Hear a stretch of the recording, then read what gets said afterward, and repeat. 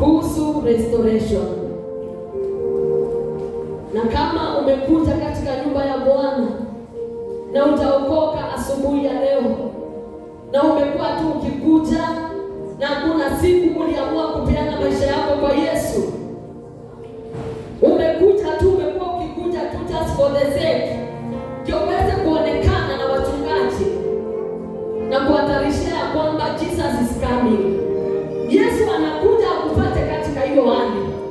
Kwa hivyo ni siku yako ya kupeana maisha yako kwa Yesu, ukaweza kuambia Yesu, niko hapa, unipokee vile nilivyo, ukaweza kunisamehe dhambi zangu zote. Nimekuwa nikija kanisani hiyo miaka yote na hakuna baraka za aina yoyote nimepata, ni kwa sababu dhambi zimenizuia baraka zangu. Siku ya leo tunapoenda kusikia neno ya urejesho, upeane maisha yako kwa Yesu ili ukaweze kuwa restored of everything you have lost in those years. Bwana Yesu asifiwe. So tunaenda kusikiza neno restoration. What is restoration? Restoration is taking something to its original state. Yaani kurejeshwa kwa ule wakati, kwa ile hali ambayo Mungu amekusudia ukae. Bwana Yesu asifiwe. Bwana Yesu asifiwe. In the book of Psalms 126 verse 1 inasema ya kwamba ilikuwa ni ndoto. Wakati wana wa Israeli waliona kama ni ndoto, wakati Mungu alikuja kurejesha mateka yao. Bwana Yesu asifiwe.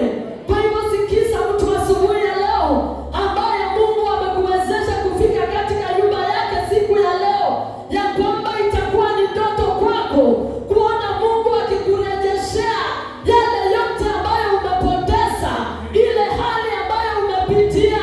Mungu anaenda kukurejeshea asubuhi ya leo, ni kwa sababu yeye ni mwaminifu.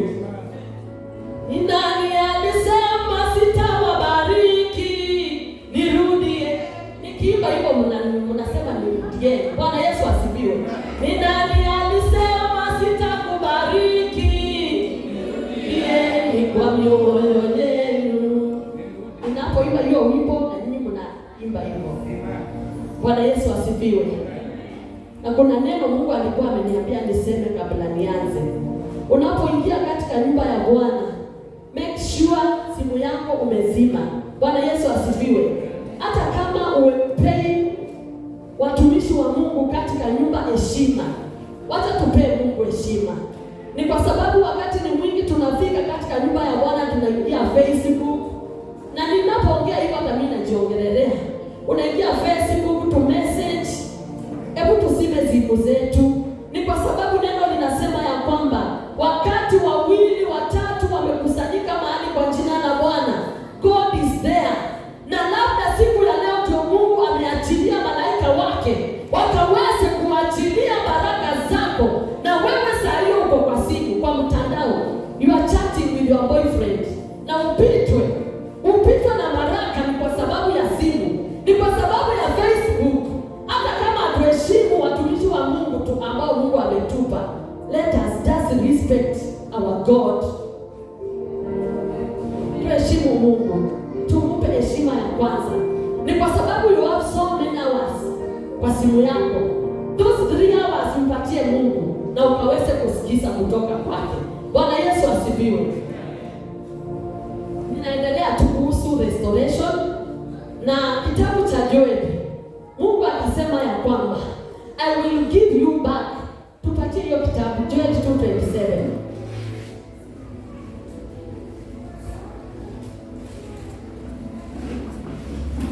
I will give you back whatever you lost. Lakini kuna masharti ya kurejeshewa. Na hiyo ndio tunaenda kuona next. Masharti ili ukaweze kurejeshewa na Mungu. Mungu anapenda tukae katika hali gani?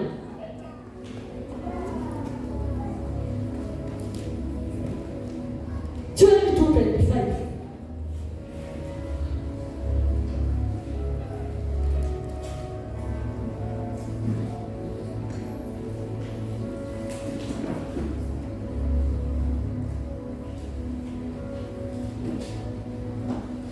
And I will restore to you the years that the locusts have eaten, the cankerworm and the caterpillar, the palmerworm, my great army which I sent among you. Bwana Yesu asifiwe.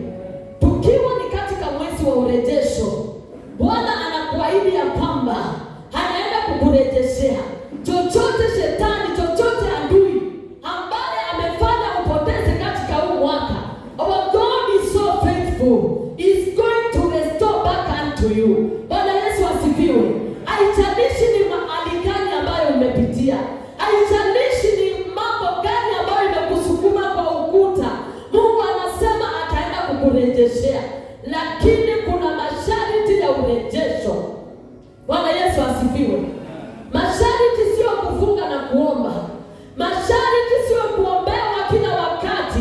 Kuna masharti ambayo Mungu anapenda tufuate ili tukaweze kupokea urejesho. Wakati Mungu mwingi nimesikia kuhusu neno urejesho, nikaona ya kwamba nikiwekelewa mikono na pasta nitaenda kupokea urejesho wangu, lakini ni bure. Kuna ile njia ambayo Mungu anahitaji tufuate kama kanisa ili tukaweze kupokea urejesho wetu. Kuna ile njia ambayo Mungu anataka ukaweze kufuata, wewe dada, wewe mama, wewe mzee, ili ukaweze kupokea urejesho wako. In the book of Jeremiah 17, give us that verse.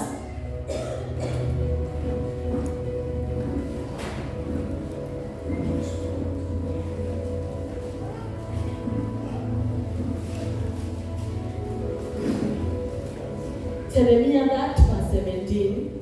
For I will restore health unto you, unto thee, and I will heal thee of thy wounds, saith the Lord.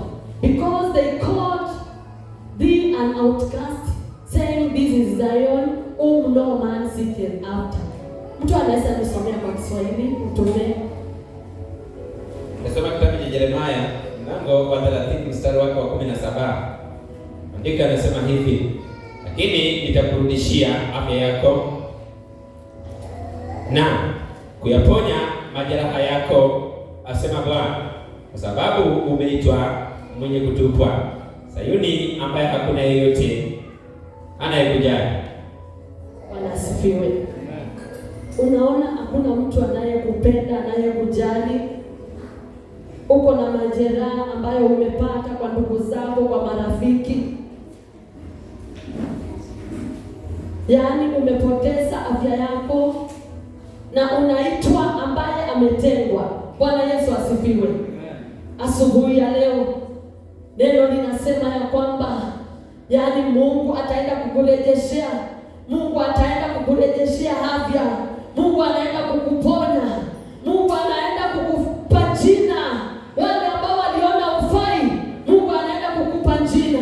Ni kwa sababu yeye ni Mungu wa rehema. Yeye ni Mungu wa urejesho. Na unapoweka neno lake ndani yake na ukaweze kuwasa mchana na usiku, utaona ya kwamba hatakuacha wala hatakutupa kamwe. Ni kwa sababu yeye ni Mungu mwaminifu. Ningependa tukaone pathway to restoration. Kuna ile njia ambayo Mungu anapenda ukaweze kukaa, ukaweze kutulia katika njia zake ili akaweze kupona. Kuna ile njia Mungu anataka tukae katika kanisa ili tukaweze kupokea uponyaji. Kuna ile njia Mungu anataka tukae kama huduma katika kama jamii ili Mungu akaweze kuleta uponyaji, ili Mungu akaweze kuleta urejesho, ili Mungu akaweze kutufanikisha. Ni kweli unasema umekaa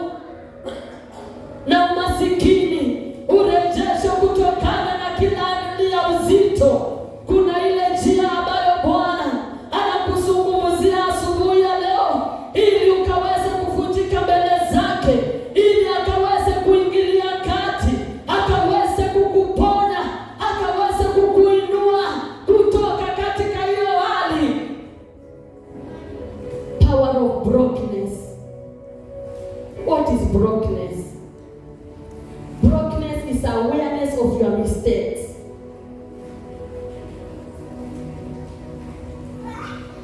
Brokenness is coming back to your senses.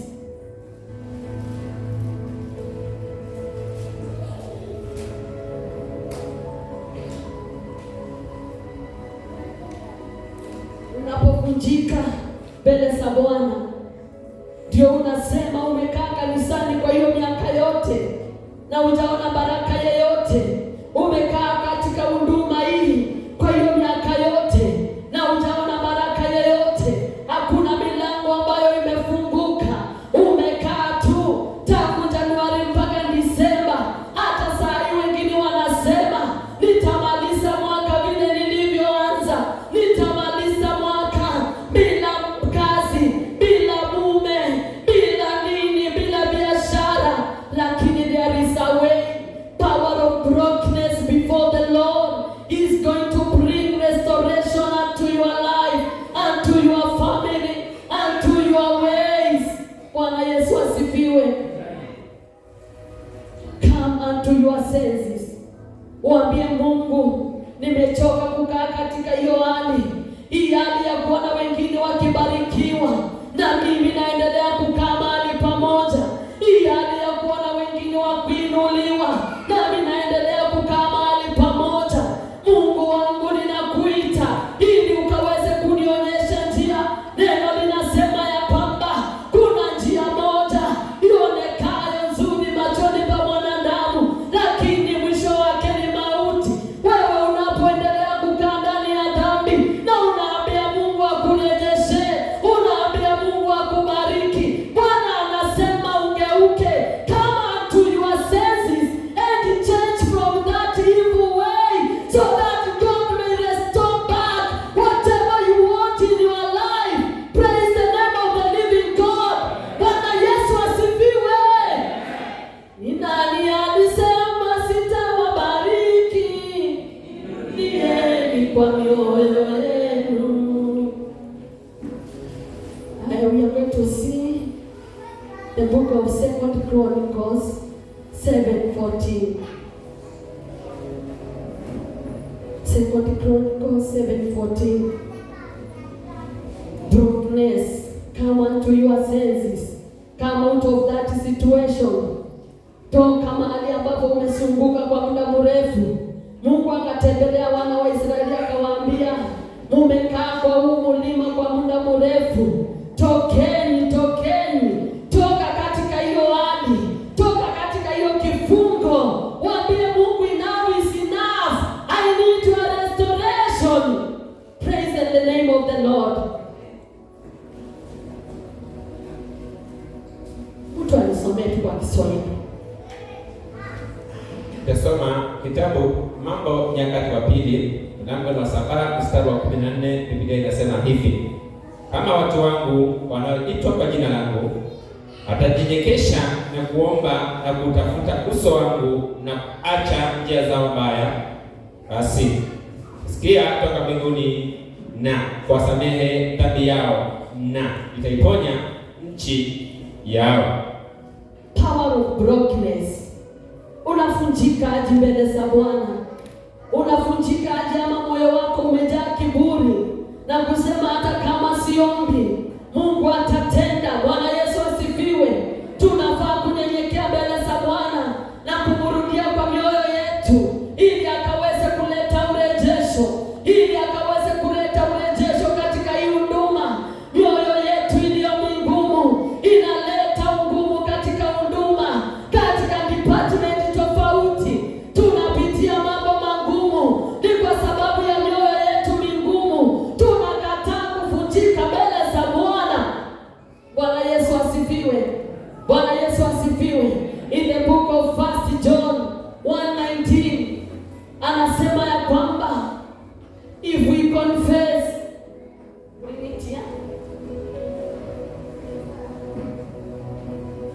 it doesn't matter what we have done before the Lord, but if we confess our sins, He's so faithful. He's so faithful to forgive us and bring restoration back unto your life, back unto your family.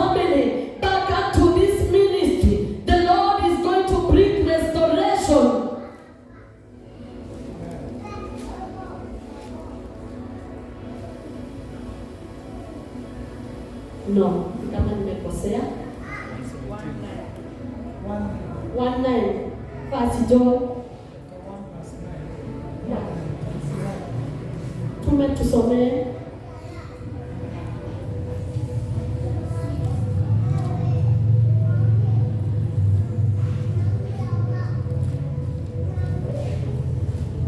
Yohana wa kwanza, waraka wa Yohana wa kwanza mlango wa kwanza mstari wa 9. Tasoma.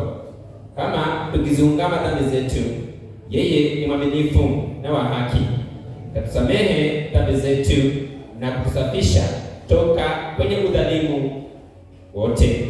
Amen. Power of brokenness. Let us come unto our senses. Na tujue mahali ambapo tumekosea njia, na tumrudie Bwana, na ninajua ya kwamba Bwana anaenda kuturejeshea chochote shetani ameiba kutoka kwa maisha yako, iwe ni utukufu, iwe ni baraka za aina gani. Umeaminia Mungu kwa huu mwaka, milango ikaweze kufunguka na itaweza kufunguka. Sitasema tumetenda dhambi, lakini Mungu anahitaji ukaweze kuvunjika mbele zake, ili akaweze kukurejeshea, ili akaweze kusikia kilio chetu kama huduma, ili akaweze kusikia kilio chetu kama nchi, ili akaweze kurejesha yale ambayo ameahidi. In the book of Job 22:23 inasema ya kwamba, give me that verse, return unto God. If you return back to God, you will spend your days in prosperity. You want to live a life of prosperity, just return to God with the whole heart. Return to God. Return to God this afternoon. Wewe unayenitazama, return unto God, and He's going to restore back whatever you need in this life. You just need God. You don't need money for restoration. You need God. You need the spirit of brokenness to break before the Lord, to break unto the Lord and tell Him, no, Father, I'm like this and this. Ayubu 22:23. Kama ukimrudia Mungu mwenye nguvu, rudishwa upya.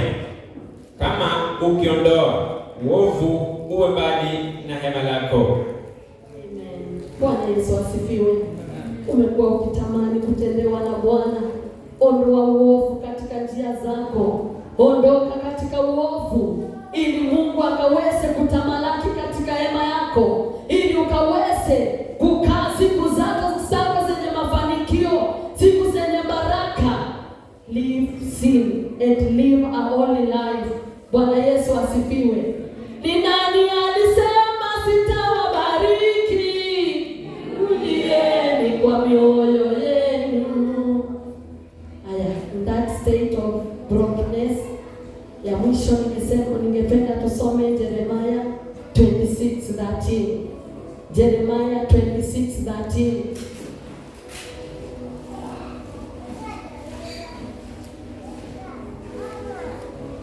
Tutasoma kitabu cha Jeremiah mlango wa 23 mstari wa 13. 26:13.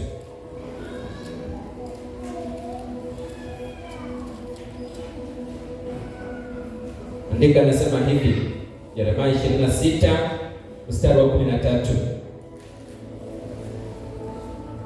Naam, sasa tengenezeni njia zenu na matendo yenu na mtii Bwana Mungu wenu. Ndipo Bwana atawarehemu, kuacha kuleta maafa aliyokuwa ametamka dhidi yenu. Bwana Yesu asifiwe. Amend your ways. Amend your ways with the Lord. Na Bwana anasema yale mabaya alikuwa ametamka juu yetu hayatatendeka, ni kwa sababu tumemrudia yeye kwa mioyo yetu yote. Anaenda kubadilisha hali ambayo umeona ni ngumu. Bwana anaenda kubadilisha, milango inaenda kufunguka. Chochote ambacho umekuwa ukiaminia Mungu katika huu mwaka tangu uanze, unaenda kumuona Bwana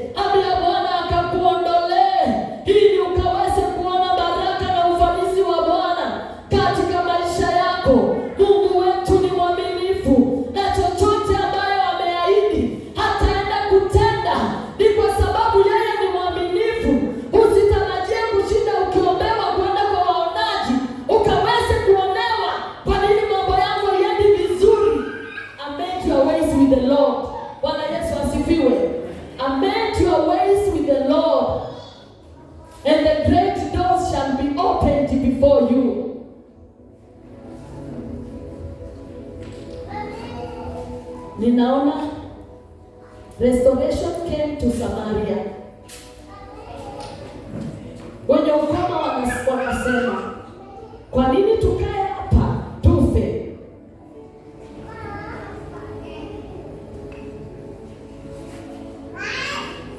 Hiyo ilikuwa ni hali ya kukuja katika unto their own senses. Kwa nini tukae hapa tufe? Wakachukua hatua. Na wewe kwa nini unataka kukaa siku zote katika hiyo hali ambayo Mungu anakuambia usikae hapo, usitembee kwa hii njia? Kwa nini unataka kuendelea katika hiyo hali? Change your ways, change your ways. And the Lord is going to bless you. Change your ways. Usiendelee kukaa katika hiyo hali ya kujihuzunikia, hiyo hali ya kuona haiwezekani, hiyo hali ya kusema hauna kitu. Chukua hatua ya imani na utaenda kuona Mungu akirejesha mambo makuu katika maisha yako. Bwana Yesu asifiwe. Bwana Yesu asifiwe. Na kuna mfalme mmoja anaitwa Nebukadneza. Aliweza kuenda kukula na wanyama wa nyikani. Ni kwa sababu ya kiburi. Na Biblia inasema when he came unto his senses. Hebu nisomewe Danieli 4:34. We should come unto our senses this morning. Come unto your senses. Daniel 4:34. Tasoma kitabu cha Danieli mlango wa 4 mstari wa 34. Come unto our senses. Soma. Mstari wa 34, Biblia inasema hivi: mwisho wa huo mwaka, mimi Nebukadneza inua macho yangu kuelekea mbinguni, nazo fahamu zangu zikanirudi. Ipo nikamsifu yeye aliye juu sana, nikamheshimu na kulihimidi yeye aishie milele. Utawala wake ni utawala wa milele, ufalme wake hudumu kizazi na kizazi. Bwana Yesu asifiwe. For 7 years a president in the bush, ni kwa sababu ya kiburi. Bwana Yesu asifiwe. For 7 years, for so many years, umekaa katika hiyo hali. Just lift up your eyes unto the Lord. Pokea the word of knowledge and understanding and return unto the Lord. Na uulize Mungu, ni nini ambayo ninapitia? Ni kwa nini ninaendelea kukaa katika hii hali? Uinue macho yako mbele za Bwana.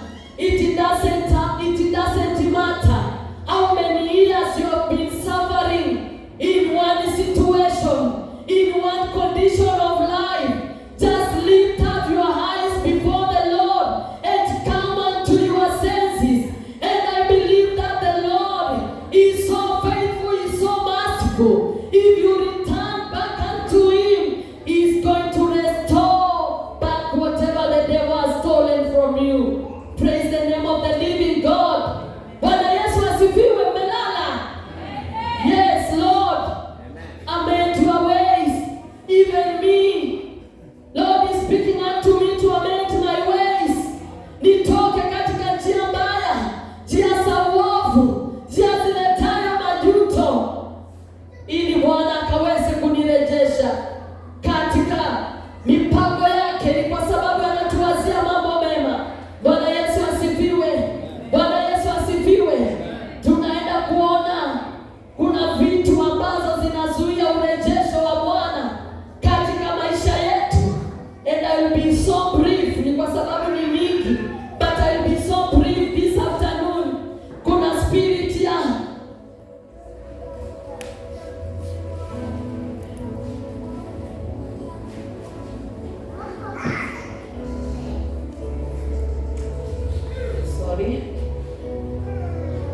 there is this spirit of pride, na ilianza kunenewa asubuhi. Pride. Kiburi kimejaa katika watu wa Mungu. Kiburi imeondoa uwepo wa Bwana katika watu wa Mungu. Kiburi imejaa makanisani. Watu wameanza kujiona special than others.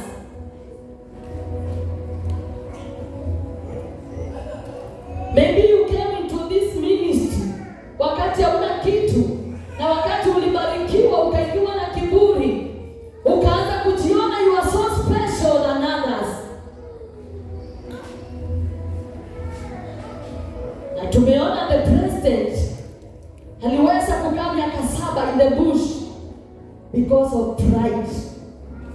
Kiburi ni mbaya sana. Kiburi ni mbaya sana. Inazuia uwepo wa Mungu, inazuia baraka za Mungu, ama baraka za Mungu, mipango ya Mungu ambayo alikuwa nayo juu ya maisha yako inakatizwa juu yako, ni kwa sababu ya kiburi.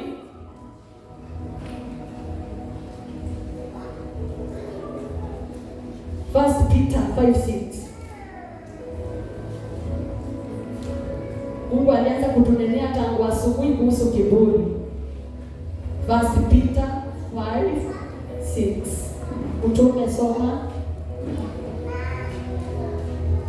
Kitabu ni waraka wa Petro ya Yohana mlango wa 5 mstari wa 6. Kitabu ni Petro ya Yohana wa kwanza 5 mstari wa 6. Utasoma. Basi nyekeeni chini ya mkono wa Mungu ulio hodari, ili awakweze kwa wakati wake. Bwana asifiwe. Bwana Yesu asifiwe. Neno linasema tunyenyekee chini ya mkono wa Bwana ili akaweze kutuinua wakati wake. Lakini kiburi imejaa katikati yetu. Watu hawaheshimiani ni kwa sababu ya kiburi. Unajiona mbora kuliko wenzako sababu ya kiburi. And we are all equal before the eyes of the Lord. We have been made in the likeness of God this afternoon. So tunyenyekee mikononi mwa Bwana ili akaweze kutuinua, ili tukaweze kupata urejesho.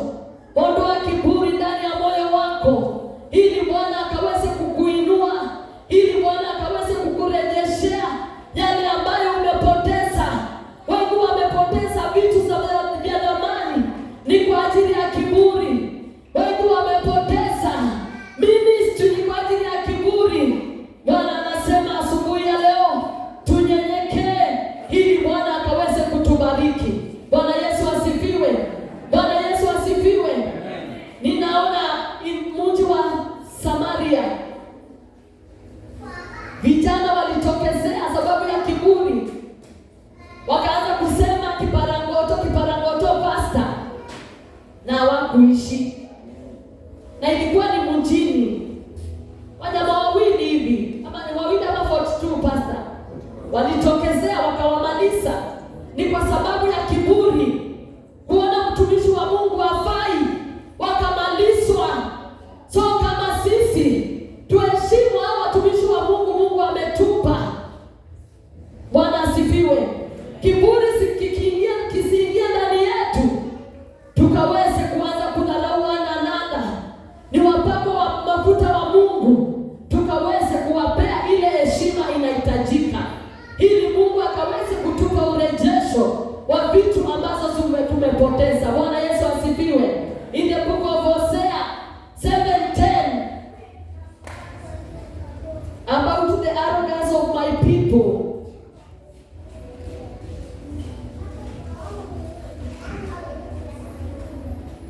Kitabu cha Hosea 7 mstari wa 10. Kiburi cha Israeli kinashuhudiwa dhidi yake, lakini pamoja na haya yote rudi kwa Bwana Mungu wake mtafuta. Bwana Yesu asifiwe. Turudi kwa Bwana kwa mioyo yetu yote, ili akaweze kuondoa kiburi ndani yetu. Ukaambie Bwana kuondolee kiburi. Labda ujui uko nayo, labda mimi niko nayo na sijui. Naambia Mungu aniondolee kiburi ili nikaweze kupata urejesho kamili ambao Mungu ametarajia kunirejeshea huu mwaka kabla uishe. Bwana Yesu asifiwe. Kuna jambo lingine ningependa tukaweze kupitia kuhusu yale mambo ambayo yanazuia restoration of the Lord in our lives. There is this unforgiving spirit.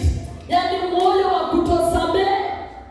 Moyo wa kutosamehe umejaa katikati ya wapendwa.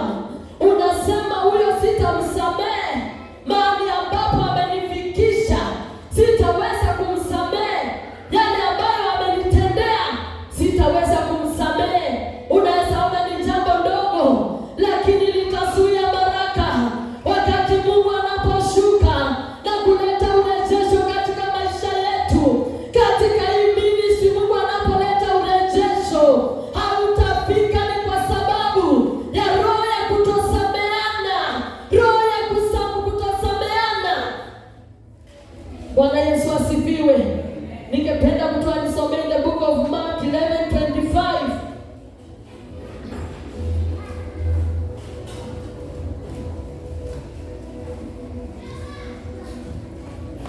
Mark 11:25. Kitabu cha Marko 11 mstari wa 25. Nanyi kila msimamapo kusali, sameheni nitarudi. Nanyi kila mnaposimama kusali, sameheni mkiwa na neno na mtu, ili Baba yenu aliye mbinguni awasamehe na ninyi makosa yenu. Yes, Bwana asifiwe. Wakati tulikuwa tunaombea huyu msichana, nimewaambia nilitoka nyumbani kama nimekasirikia mama. Na hakuna mtu alijua kwenye nilienda kufanya kazi au sikali Githurai. Awacha niwaambie niliteseka. Hata kumaliza kazi ya nyumba na ndio nikauza mayai town na kubebwa na gari ya City Council. Sasa nimeshikwa. Bwana asifiwe. Nasikia wana youth unasema by the way nimekuwa mkubwa, wacha nifanye vile nataka. Na unakosa kusamehe mzazi, unakosa kutii mzazi, unafanya tu vile unataka. Unakaa katika hali ya kukosana na mzazi na kumkasirikia. Kuna hatari kubwa. Niliteseka mpaka nilikuwa naenda nyumbani bila kitu. Kato hii nilikuwa nabeba cabbage tu kwa hii karatasi ya my sister is a witness. Nilikuwa naenda nyumbani na cabbage tu. Baba anasema hakuna kitu ya maana unaweza leta, ni cabbage. Ni kwa sababu ninapitia sababu ya roho ya kutosamehe, nikateseka, nikakula vibaya. Lakini wakati nilirudi, nikaambia mama, sasa nimerudi, nisamehe na unibariki. Baraka za mjini, akanibariki, akaniambia toka na ukabarikiwe. Ni kwa sababu ya msamaha. Wewe mwana yuthi unaona umekuwa mkubwa sana. After all, hata mama akiongea nini hakuna kitu itanipata, itakupata. Wacha mzazi unapotoka mahali pamoja kwenda pengine atamke baraka. Na wewe mtu mkubwa, sijui nani alikuzungumzia ulipokuwa unatoka nyumbani. Sijui kama ulizungumziwa ili Mungu ukaweze kukutaka ama kukubariki, ukapokea baraka za mjini. Tusameane. Hata kama ulitoka, kama umekwasana na mtu, tusameane, urudi, mkakumbaliane. Ni kwa sababu wakati Mungu anaposhuka na kuachilia baraka, inaenda round na kupita. Ni kwa sababu ya roho ya kutosameana, na ni mbaya sana. The spirit of bitterness, it will make you not to be blessed in this city. It will make us not to be blessed in this ministry. Ni kwa sababu ya roho ya kusameana. Mungu anasema tusameane asubuhi ya leo. Unaposimama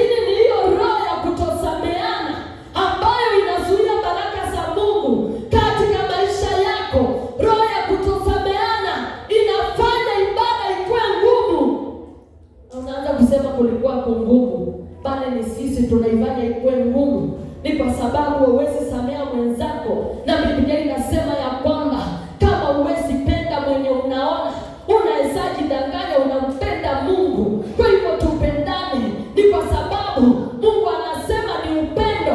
Mpende mwenzako na tubebeane mizigo, ili Mungu akaweze kuonekana katika maisha yetu.